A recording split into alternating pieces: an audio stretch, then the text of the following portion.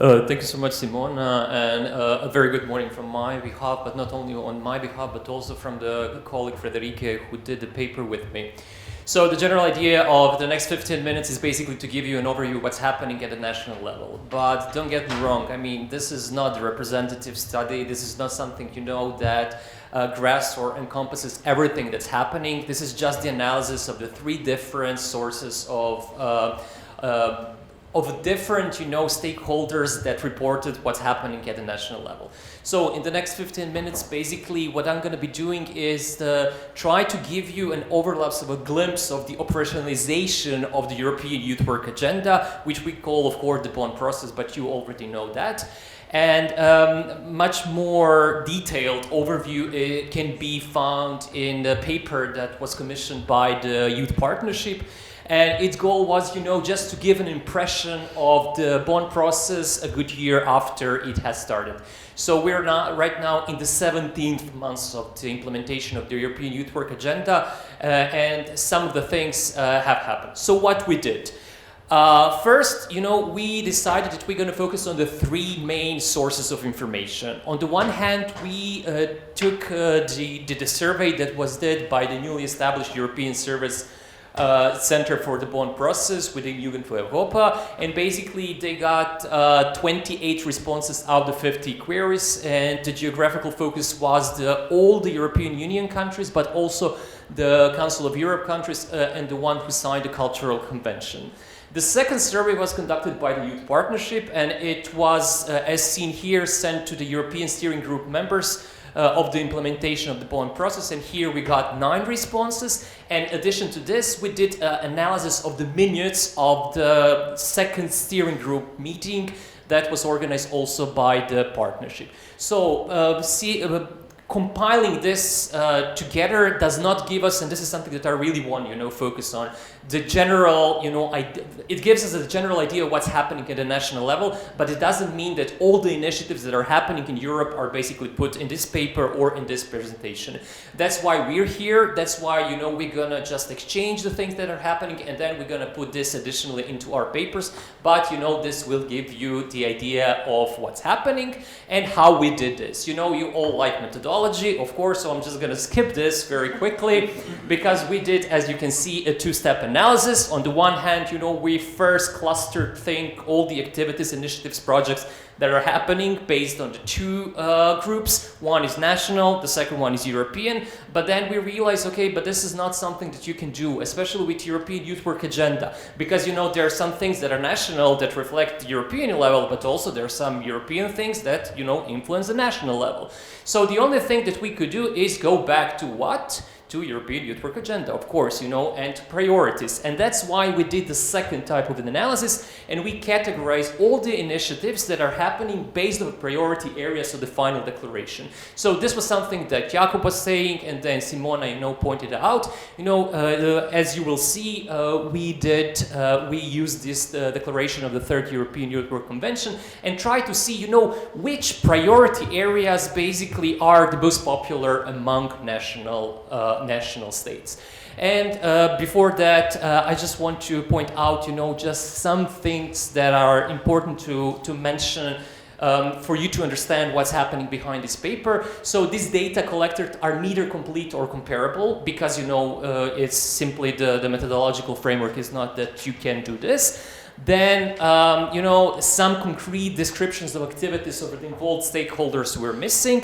And in addition to this, there is an inconsistency of data, as you can see here in brackets. I'm not going to read this, but this is what I'm saying and pointing out just before, you know, you attacked me after this presentation that, oh, no, but I have something that was not mentioned here. But what is mentioned here? As you will see in a map that we provided, you know, basically this is the state of the Bonn process across Europe a year and a half in making. So this basically, this map is telling us that in 13 countries, basically, and these are the green countries, basically the Bonn process has started. Or it was reported that it started. All the red areas is that there are no Bonn processes, or a yellow one, there are no data available. As you will see in the next slide, Basically, in some countries in which the Bonn process has started or launched, did not provide information of stakeholders only, and others gave only the answer that youth stakeholders of youth community of practice basically is involved in the process. Within this, if we just go dig a little bit more deeply, you will see on this chart over there, so that the principal stakeholders within the Bonn process at the national level are national ministries, followed by youth organizations, and then later on by national agency. And this is important because the general idea of the European Youth Work Agenda, and then consequentially, of course, the Bonn process, is to involve different stakeholders. And you see here basically that this is something that is being done in the Bonn process. In addition to this, as you will see in the next slide, we asked them, so what kind of support do you need, to be better in the Bonn process? So what can we do? What the European level can do? What Jugend für Europa can do? What the partnership can do for you? And as you can see, what national countries or those who answered our surveys said that they need more thematic events. So they don't need events in regard to youth work or, just general ideas about what's happening in youth policy, but they need specific targeted events, where they can learn not only what is, for instance, recognition of youth work, but how to do it and how not to do it.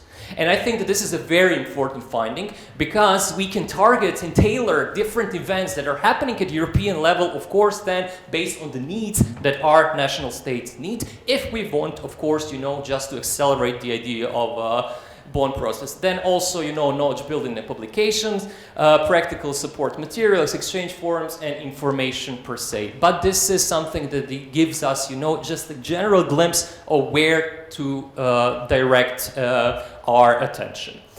After this, we did the clustering process according to priority areas, as you can see here. So we did the priority areas of the Third European Youth Work Convention's declaration, and here you can see only 7 of them. You don't have the 8th one, which is the strategic policy direction, because we merged it with the policy framework, and the 8th priority area is basically the European one. That's why, we just did not present it. And you will see in my next 2 slides basically what's happening. So we clustered the initiatives that we found out, that we discovered into these priority areas. In regard, for instance, for youth work provision, we pointed out the only initiative that was, mentioned. That this is the Spanish initiative of stakeholders engagement seminar with a purpose to develop the concept of talent policy. When it comes to the quality development, basically what we see is that most of the countries that reported that they're doing something within this quality development area is that they're focusing on education of youth workers. So educational offer is apparently a very important one. So we see that in Georgia we have the certificate training course that has been developed. Some countries, for instance, Croatia and Northern Macedonia, have shorter educational programs, or in Moldova, short educational programs, or they're developing a master programs in youth studies, which is, of course, one of the priority areas within the European Youth Work Agenda. In Northern Macedonia, also, they develop a very important and very, very interesting, a guide on how to establish a formal education for youth workers. When it comes to a common direction, which is also one of the priority areas, we pointed out here at Belgium, Flanders, which developed a national mapping exercise with various stakeholders, which basically resulted with a scan of what's happening in the Flanders when it comes to the youth work development. Beyond the youth work community of practice, this is something Jacob has mentioned in his speech, is that lots of dialectical events have been organized with different, stakeholders, and this is important because, these countries recognize the idea that we need to talk outside the boundaries of youth work in order to promote it, in order to, just to explain what's happening. And that's why, all these countries that I'm not going to mention here basically engage in the organization of different events, stakeholders events, where they just engage in the dialogue in order to, just to define and to conceptualize the idea of youth work.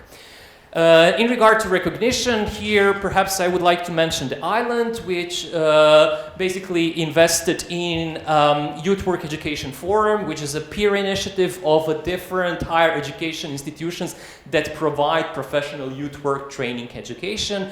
And this is also a very important, step into developing not only recognition, but also quality of education. What is particularly important, especially and interesting, particularly in these times of the pandemics, of the war, and so on and so forth, is that no national activities were reported in the domain of innovation and emerging challenges. So here would go anything with green, youth work, with digital, and so on and so forth. And basically this finding tells us that we failed, in collecting information from national states, because there's definitely something happening in member states. I will conclude with the policy frameworks where, some of the countries reported that they translated the final declaration in their respective languages, but also, some of them reported that there are national working groups that are active in defining policy priorities within the European Youth Work Agenda. To cut long story short, basically what did we learn? First, what we learned is that there is clear overlaps between European and national. And also, because actors describe the Bonn process as the European process, which is implemented at the national processes, which is okay, this is something that was envisioned in the declaration and the resolution. But at the same time, European level is an active and independent actor. And how to reconcile this, it remains to be seen, because these two different, at first point, points of view basically can lead either towards something very good, because you have two actors that work concisely into the same direction, or it can lead to chaos because no one knows what to do, and everyone does everything or no one does anything. But also, there is another challenge, that community of practice is both active at the European and national level. The question is whether you can, in this globalized world, basically really distinguish what is national and what is European, and whether this two levels basically overlap. So in this part of our conclusions or the outlook, basically we ask how can we be more efficient, or to be more precise, how can we be more effective, in terms of coordination or having a common framework, because as far as Frederike and I know, there's lots of activities that are happening that haven't been reported here. So we need to find a way how to communicate better with national states for you to give us the information that we can do, then quality analysis. Because without quality data, it doesn't make much sense. But also, there are lots of similar activities happening. There are lots of similar activities happening not only on the level of national states, but at the European level. And the question is this good?